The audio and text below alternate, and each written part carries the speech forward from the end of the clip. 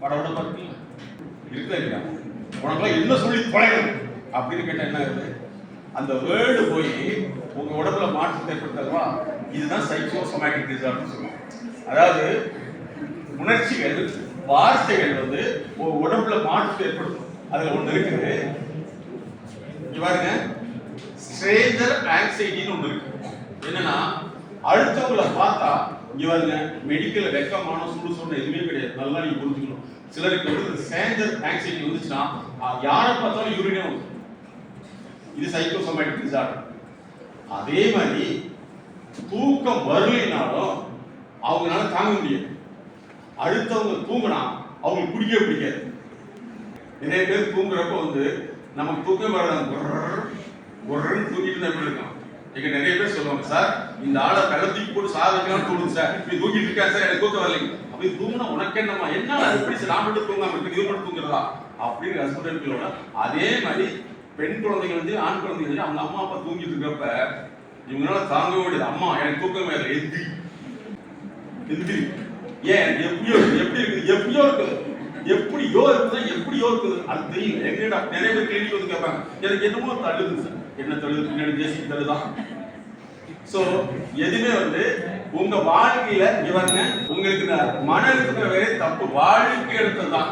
அந்த வாழ்க்கை எழுத்து தான் நிறைய பேருக்கு வந்து உடம்புல நோயா மாறிடுது. சர்க்கரை வியாதி அப்படிங்கிறது வந்து வாழ்க்கை எழுத்து தான் வரக்கூடியது. அதே மாதிரி நிறைய பெண்கள் சொல்லக்கூடிய விஷயம், இந்த ஹேர் ஃபாலிங் கிடையாது, இன்னர் பிரஷர். ஃபுட் அண்ட் ஃபீலிங்னா ஒரு ட்ரீட்மெண்ட்டே வச்சிருக்காங்க. நிறைய பேருக்கு வந்து உடம்பு ஒபிசிட்டி ஆகுது. உடம்பு போடாத காரணம் வந்து ஃபுட் அண்ட் ஃபீலிங் தான். உங்களுக்கு மெயினா ஃபீலிங்னா என்ன தெரியுமா? ஒரு சிலருக்கு வந்து எதை சொன்னாலும் எனக்கு அதெல்லாம் பிடிக்காது, எனக்கு அதெல்லாம் பிடிக்காது, என்னதான் பிடிக்கும், பக்கத்துல தான் பைத்தியம் பிடிச்சிருக்கும். எதை சொன்னாலும் உங்களுக்கு பிடிக்காது. அதே மாதிரி ஹோட்டலுக்கு போனா அது வேணும் அது வேணும் கேட்பாங்க. இந்த மாதிரி இதுலயே இருப்பாங்க. அப்ப வந்து பாத்தீங்கன்னா ஃபீலிங் தான் வந்து ஒபிசிட்டி காரணம். அதே மாதிரி ஹேர் ஃபாலிங் அதே காரணம். அதே மாதிரி பெண்களுக்கு வரக்கூடிய சைக்கோ டெர்மினாலஜின்னு சொல்றோம்.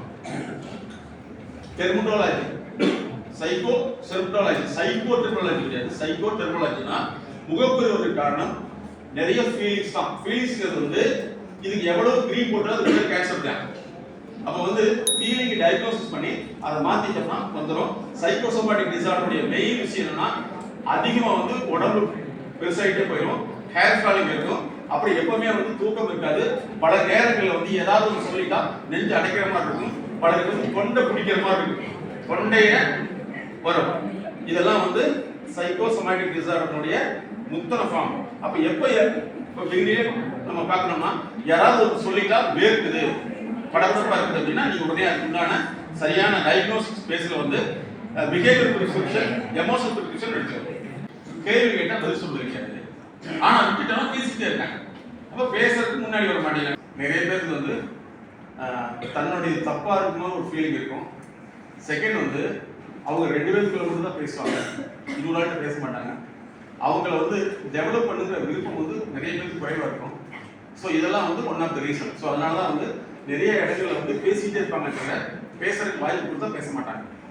ஒரு ஆண்டர்பிரனரா மாற முடியும்னா உங்களுக்கு பிறருடைய வாழ்க்கையில் நடக்கக்கூடிய நிகழ்வுகளை நாம் எப்படி வந்து குறைக்கலாம், எப்படி அவங்கள வந்து ரெசிவி பண்ணலாம் அப்படின்னு நினைக்க மட்டும்தான் நீங்க ஆண்டர்பிரனரா மாறவே முடியும். எனக்கு எதுவுமே தேவையில்லை, எனக்கு மட்டும் வேலை இருந்தால் போதும் நினைக்கல, நம்ம ஆர்டினரி பீப்புளா இருக்கலாம்.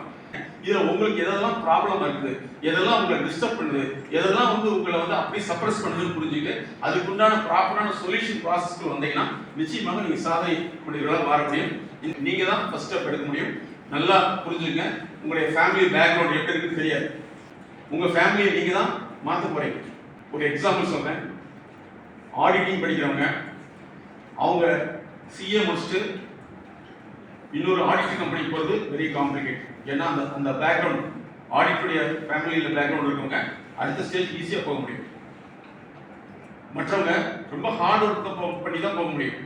நீங்கள் உங்கள் ஃபேமிலி பேக்ரவுண்டை புரிஞ்சுக்கிட்டு உங்கள் ஃபேமிலி டைனமிக்ஸை புரிஞ்சுக்கிட்டு உங்களை எந்த வகையில் இம்ப்ரூவைஸ் பண்ணணும், either you are preparing for entrepreneurship or employmentship, இதுக்குள்ளே நீங்கள் எதை ப்ரிப்பேர் பண்ணணும், எதெல்லாம் உங்களுக்கு பிளாக்ஸாக இருக்குது, எதெல்லாம் உங்களை டிஸ்டர்ப் பண்ணுதுங்கிறத இன்னைக்கு நீங்கள் ஷார்ட் அவுட் பண்ணிட்டு அதுக்கப்புறம் உங்களை முயற்சி பண்ணுறதுக்கு எங்களுடைய நிறுவனம் எப்பவுமே உங்களுக்கு சப்போர்ட் பண்ணும். அதனால நீங்க இன்னிலிருந்து அதை ட்ரை பண்ணுங்க.